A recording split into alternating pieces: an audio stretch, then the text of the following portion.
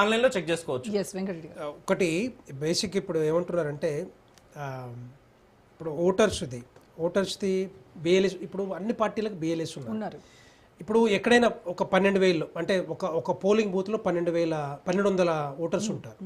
Voters ఉన్నప్పుడు draft list release అయిన తర్వాత ఎక్కడైనా ఏ వార్డులో అయినా కానీ గ్రామంలో కానీ మిగతా ఏరియాస్లో టౌన్స్లో కానీ ఎక్కడైనా కూడా బిఎల్ఎస్ అన్ని పార్టీలకు ఉన్నప్పుడు బిఎల్ఎస్ ఏం చేస్తారు, ఆ డ్రాఫ్ట్ లిస్ట్ తీసుకొని చెక్ చేసుకుంటారు. ఈయన ఎవరు, వెంకటరెడ్డా లేకపోతే నిఖిల్ రావా, ఇంకొకరా టిక్ పెట్టుకుంటారు కదా, అందరు పెట్టుకుంటారు. ఈ కొత్తోడు ఎవడైతే వచ్చిండో అడుగు తెలుసుకుంటారు, ఎక్కడి నుంచి వచ్చిండినా, ఇక్కడ ఉంటున్నాడా, వేరే దగ్గర ఉంటున్నారా. ఇప్పుడు ఏమంటున్నారు బేసిక్గా అలాంటిది మరి లేకపోతే మీ కేటీఆర్ దిగినప్పుడు మీరు అందరు బిఎల్ఎస్ అపాయింట్ చేసుకున్నప్పుడు ఈ డౌట్ ఎందుకు వస్తుంది? రేపొద్దున డ్రాఫ్ట్ లిస్ట్ ముందర పెట్టుకొని చూసుకోండి.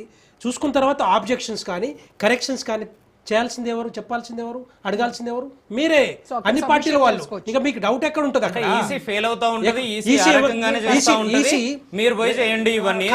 అవును, మరి బిఎల్ఎల్ ఎందుకు పెట్టుకున్నారు? నువ్వు ఎందుకు పెట్టుకున్నావు చెప్పు, సమాధానం. బిఎల్ఏలు ఎందుకు పెట్టుకున్నారు చెప్పండి, ఎందుకు పెట్టుకోమంటున్నారు? దీని గురించే కదా అన్ని పార్టీలు ఆబ్జెక్షన్స్ కానీ కరెక్షన్స్ కానీ ఎంట్రీస్ సరిగ్గా అవుతున్నాయా లేదా కనుక్కోవడానికే, రీచెక్ చేసుకోవడానికి, రీకన్ఫర్మ్ చేసుకోవడానికి బిఎల్ఎల్ టూల్ ఉంటారు. రెండో పాయింట్ కూడా బిఎల్ఓలు అంత పైన కొంతమంది ఎలక్షన్ కమిషన్ వాళ్ళు ఉన్నా కూడా కింద యంత్రాంగం మొత్తం కూడా గవర్నమెంట్ ఎంప్లాయీస్. బిఎల్ఓలు స్వీపర్స్ దగ్గర, సూపర్వైజర్స్ దగ్గర నుంచి ఆ పై స్థాయి ఆ లెవెల్లో ఉన్న వాళ్ళని బిఎల్ఓలు పెట్టారు. వాళ్ళు కొంతమందికి అవేర్నెస్ లేదు, ఎందుకంటే ఫస్ట్ 15-20 డేస్ ఎవరికి తెలియదు ఆ ఫామ్ ఎట్లా ఫిల్అప్ చేయాలి, ఏ విధంగా ఫిల్అప్ చేయాలి, ఆ 2002 లిస్ట్ ఏంటి, ఏం తెలియకపోయింది అసలు చెప్పాలంటే. అదంతా కూడా కంప్లీట్గా ట్రైనింగ్ ఇవ్వాల్సిన బాధ్యత. అదే చెప్తున్నా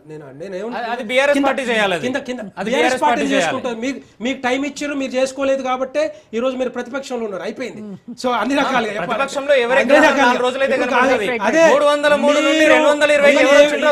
అన్నిట్లో ఫెయిల్ అయ్యారు కాబట్టి Congress party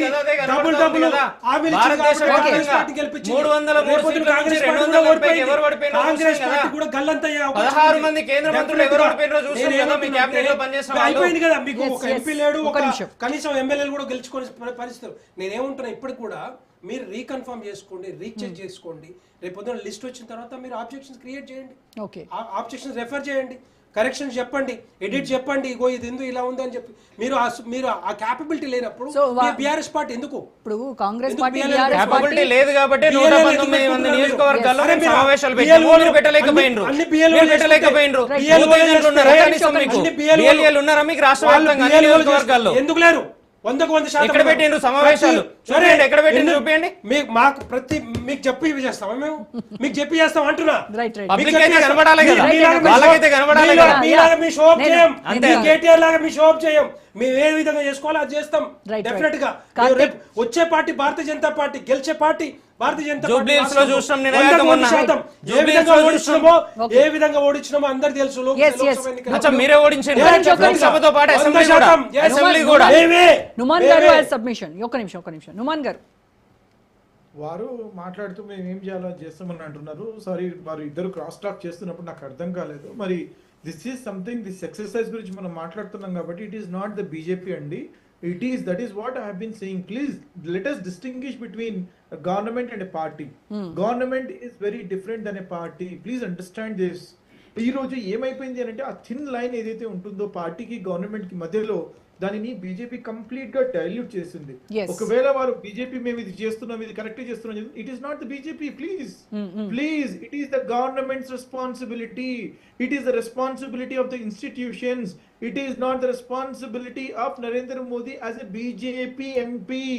Please understand, there is a very simple line. Narendra Modi ఎందుకు వస్తాడు అక్కడ? నరేంద్ర మోడీ ఎందుకు వస్తాడు చెప్పండి? ఎలక్షన్ కమిషన్ ఆఫ్ ఇండియా ఏంటో మీకు తెలియదు, ఇండిపెండెంట్ బాడీ అని తెలుసు. ఇండిపెండెంట్ బాడీ అంటే ఏంటి? ఎలక్షన్ కమిషన్ కి కమిషనర్ ఉంటారు. నరేంద్ర మోడీ గారు బీజేపీ అంటే ఎట్లా వస్తారు? హనుమాన్ గారు ఒక నిమిషం, నేను కార్తీక్ గారితో మాట్లాడాలి. యంత్రాంగం ఫెయిల్ అయింది కాబట్టి మళ్ళీ బురద రాజకీయం చేస్తా ఉన్నారు.